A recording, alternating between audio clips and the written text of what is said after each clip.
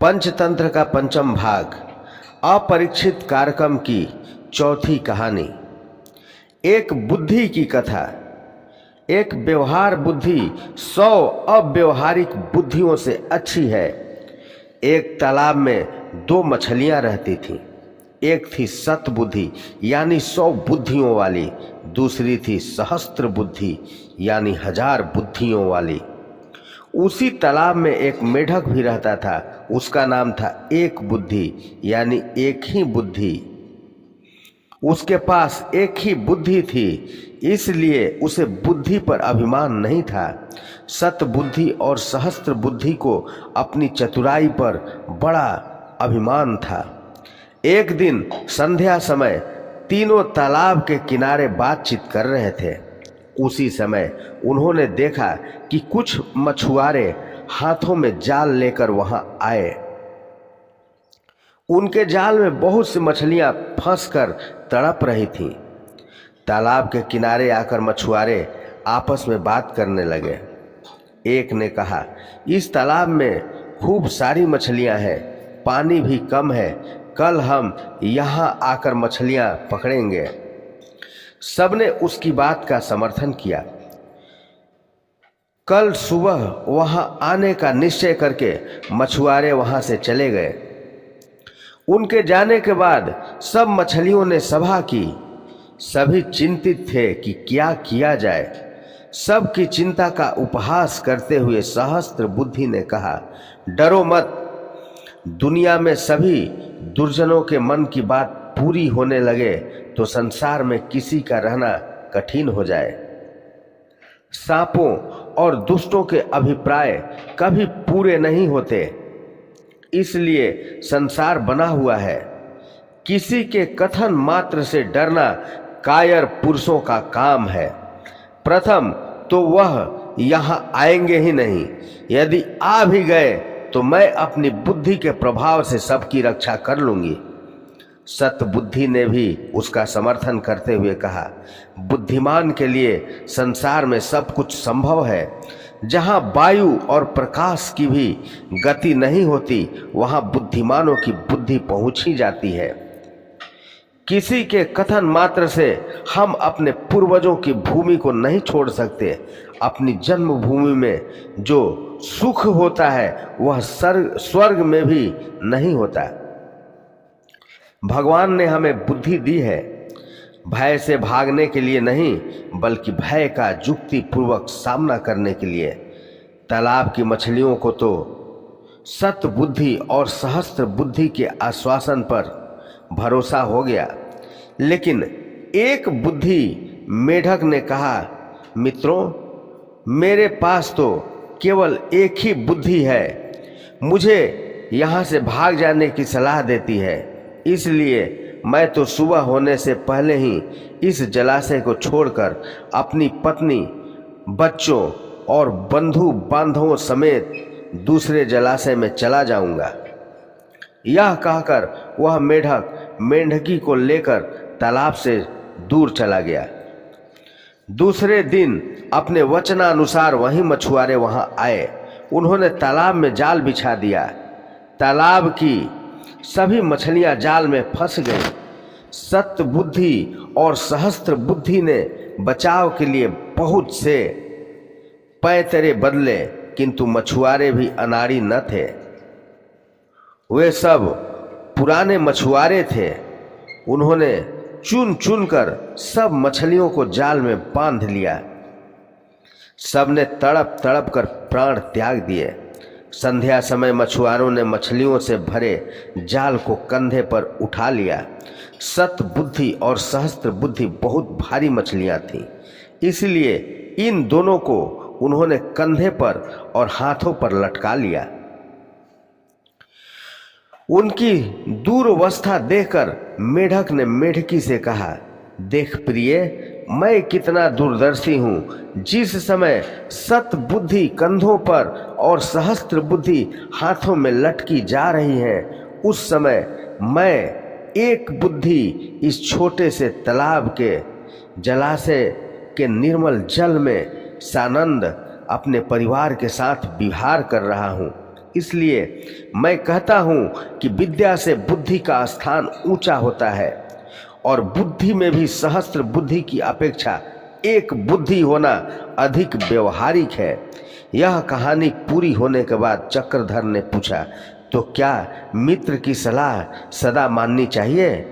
स्वर्ण सिद्धि ने उत्तर दिया, मित्र के वचन का उल्लंघन भी ठीक नहीं है। उसे जो विद्या बुद्धि के अहंकार या लोभवश मित्र की बात को अनसुनी कर देते हैं, वे अपने मित्र गीदड़ की बात न मानने वाले गधे की तरह कष्ट उठाते हैं। चक्रधर ने पूछा, वह कैसे? तब स्वर्ण सिद्धि ने यह कथा सुनाई, संगीत विशारद गद्धा की। साधु मातुल गीतेन मया प्रोक्तो अपि न स्थितः अपूर्वो अयम मणिबंधम संप्राप्त गीत लक्षणम। मित्र की सलाह मानो। एक गांव में उद्धत नाम का एक मोटा ताजा गद्धा रहता था। दिन में धोबी का भार ढोने के बाद रात को वह स्वेच्छा से खेतों में घूमा करता था और कोमल कोमल घास चरा करता था। सुबह होने पर वह स्वयं धोबी के पास चला आता था। रात को खेतों में घूमते घूमते उसकी जान पहचान एक गीदड़ से हो गई। गीदड़ मैत्री करने में बड़े चतुर होते हैं। गधे के साथ गीदड़ भी खेतों में जाने लगा। खेत की बाड़ को तोड़कर गधा अंदर चला जाता था और वहां गीदड़ के साथ मिलकर कोमल कोमल ककड़ियां खाकर सुबह अपने घर आ जाता था। एक दिन गधा उमंग में आ गया। चांदनी रात थी, दूर तक खेत लहलहा रहे थे। गधे ने कहा, मित्र, आज कितनी निर्मल चांदनी खिली है। जी चाहता है आज खूब गीत गाऊं। मुझे सब राग रागिनियां आती हैं। तुझे जो गीत पसंद हो वही मैं गाऊंगा। भला कौन सा गीत गाऊं, तू ही बता। गीदड़ ने कहा, मामा, इन बातों को रहने दो। क्यों अनर्थ बखेड़ा करते हो? अपनी मुसीबत आप बुलाने से क्या लाभ? शायद तुम भूल गए कि हम चोरी से खेत में आए हैं। चोर को तो खांसना भी मना है और तुम ऊंचे स्वर से राग रागनी गाने की सोच रहे हो। और शायद तुम यह भी भूल गए कि तुम्हारा स्वर मधुर नहीं है। तुम्हारी शंख ध्वनि दूर दूर तक जाएगी। इन खेतों के बाहर रखवाले जो सो रहे हैं वे जाग गए तो तुम्हारी हड्डियां तोड़ देंगे। कल्याण चाहते हो तो इन उमंगों को भूल जाओ। आनंद पूर्वक अमृत जैसी मीठी ककड़ियों से पेट भरो। संगीत का व्यसन तुम्हारे लिए अच्छा नहीं है। गीदड़ की बात सुनकर गधे ने उत्तर दिया, मित्र, तुम वंचर हो, जंगलों में रहते हो, इसलिए संगीत सुधा का रसास्वादन तुमने नहीं किया है, तभी तुम ऐसी बातें कह रहे हो। तब गीदड़ ने कुछ सोचकर कहा, मामा, तुम्हारी बात ही ठीक सही, लेकिन तुम भी संगीत तो नहीं जानते, केवल गले से ढींचू ढींचू करना ही जानते हो। गधे को गीदड़ की बात पर क्रोध तो बहुत आया, किंतु क्रोध को पीते हुए गधा बोला, गीदड़, यदि मुझे संगीत विद्या का ज्ञान नहीं तो किसको होगा? मैं तीनों प्राणों, सातों स्वरों, 21 मूर्छनाओं, 46 तालों, तीनों लयों और 30 मात्राओं के भेदों को जानता हूँ। राग में 3 यति विराम होते हैं, 9 रस होते हैं, 36 राग रागिनियों का मैं पंडित हूँ, 40 तरह के संचारी व्यभिचारी भावों को भी मैं जानता हूँ। तब भी तू मुझे रागी नहीं मानता, कारण कि तू स्वयं राग विद्या से अनभिज्ञ है। गीदड़ ने कहा, मामा, यदि यही बात है तो मैं तुझे नहीं रोकूंगा। मैं खेत के दरवाजे पर खड़ा चौकीदारी करता रहूंगा। तू जैसा जी चाहे गाना गा। गीदड़ के जाने के बाद गधे ने अपना आलाप शुरू कर दिया। उसे सुनकर खेत के रखवाले दांत पीसते हुए भागे आए। वहां आकर उन्होंने गधे को लाठियों से मारना शुरू कर दिया। मार मार कर जमीन पर गिरा दिया। उन्होंने उसके गले में सांकली भी बांध दी। गधा भी थोड़ी देर कष्ट से तड़पने के बाद उठ बैठा।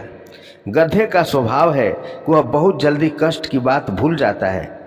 लाठियों की मार की याद मुहूर्त भर ही उसे सताती है। गधे ने थोड़ी देर में सांकली तुड़ा ली और भागना शुरू कर दिया। गीदड़ भी उस समय दूर खड़ा सब तमाशा देख रहा था। मुस्कुराते हुए वह गधे से बोला, क्यों मामा, मेरे मना करते करते भी तुमने आलापना शुरू कर दिया, इसलिए तुम्हें यह दंड मिला। मित्रों की सलाह का ऐसा तिरस्कार करना उचित नहीं है। चक्रधर ने इस कहानी को सुनने के बाद स्वर्ण सिद्धि से कहा, मित्र, बात तो सच है, और जो मित्र की सलाह नहीं मानता वह तबाह हो जाता है। जिसके पास न तो स्वयं बुद्धि है वह मंथरक जैसा तबाह हो जाता है। स्वर्ण सिद्धि ने कहा, वह कैसे? तब चक्रधर ने यह कहानी सुनाई जो हम आपको अगले भाग में सुनाने वाले हैं। तब तक के लिए हमारे चैनल को सब्सक्राइब कर लें, लाइक करें और शेयर करना न भूलें।